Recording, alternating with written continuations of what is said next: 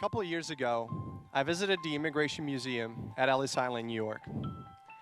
I saw a quote though on the wall that somehow stuck with me until this day. And it goes something like this. Before I moved to the US, I've heard that the streets are paved with gold. When I got here, I found out three things. First, the streets were not paved with gold. Second, the streets were not paved at all. And third, I was expected to pave them. The reason why that quote resonates with me so much is because it reminds me of how difficult a life can be when you move into a foreign country without speaking the language, having any friends, or having any knowing the culture. When I was 17 years old, I had a huge dream of moving into the US, finish school, and start a business. And now I'm happy to say that I finally fulfilled my dream of starting a business, as I've ran my business for about a year, and now employ 15 people, and we've just hit $1.5 million in revenue.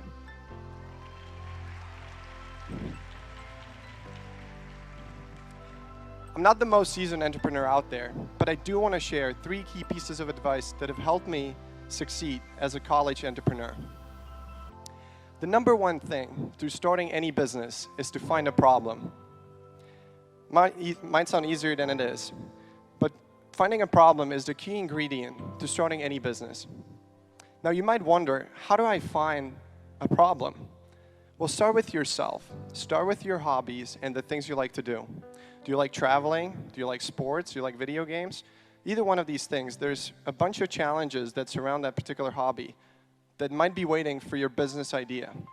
When you do come up with a solution, you want to talk to the community and your friends and see if they would use it, if they would like that business, and how much they would pay for it. Once you get to that point, you've got something.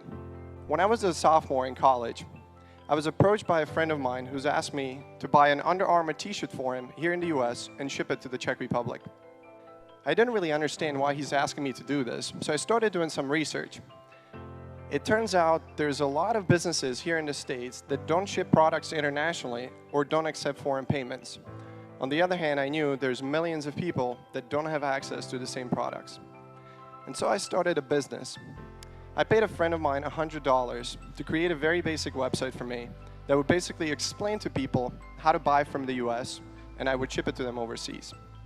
I ran that business for a couple months, and it wasn't until 4 months before graduation where I've heard of the FAU business plan competition and the $250,000 prize pool that you can win. At that point, I knew I'm in. The problem was I had no idea how to write a business plan or how to present in front of a large audience. So I knew I needed to get help.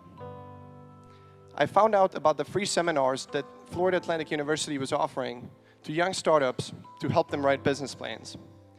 So I started attending these seminars, and that's where I came across a very strange term to me at the time that's called mentorship.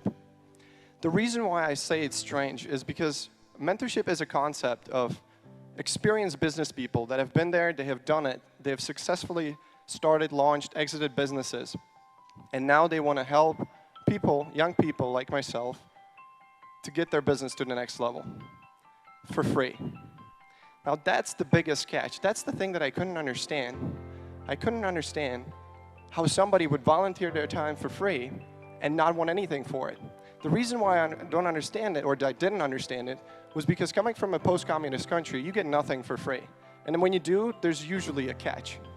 Well, there wasn't a catch this time. I met my first mentor, Bob Nelson, a gray-haired 70-year-old dude who's been there, he's done it, he sold and exited his business. And he was there for me.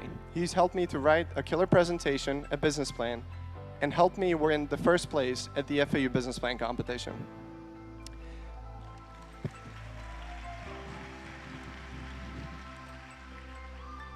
Before I knew it, I was approached by the FAU to represent them at the statewide collegiate competition up in Orlando. Before I knew it, I was standing up on stage right next to every single major university in the state of Florida, competing for the state championship. I told the judges my story. I told them how a friend of mine has approached me with a problem. I came up with a solution, and I had an existing problem and an existing business that would solve this problem.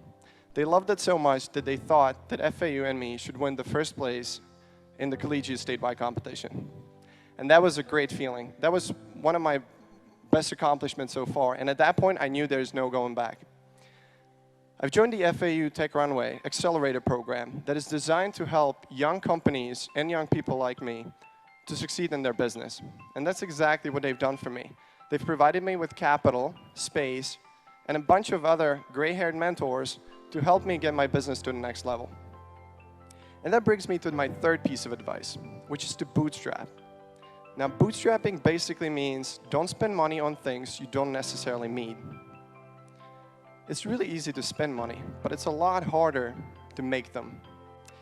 When you're in school, you're in the learning phase, and you should really take advantage of all the resources that are available to you on the internet, on YouTube, or anywhere else that you can imagine. You can learn the basics of basically any business online by yourself, and you don't have to spend tons of money doing it. When you're starting a business, it's extremely important to don't spend money on things you don't need, and you can do yourself.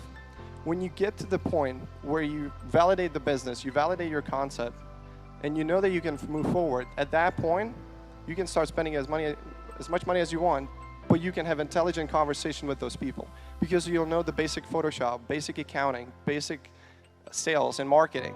You'll know all those, and that's what helps you. The last thing that I want you to remember is to don't be afraid if it doesn't work out the first time. Thomas Edison was once asked if he was okay with the fact that he's failed 1,000 times before he's developed a light bulb.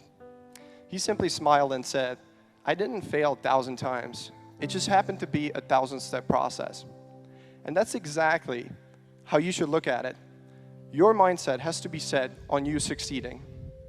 When you give it everything you have, when you've put your heart into it, countless hours, it will eventually happen for you. So don't give up. You might have to pave the road to get to the goal, but when you do and you get there, it's definitely worth it. Thank you.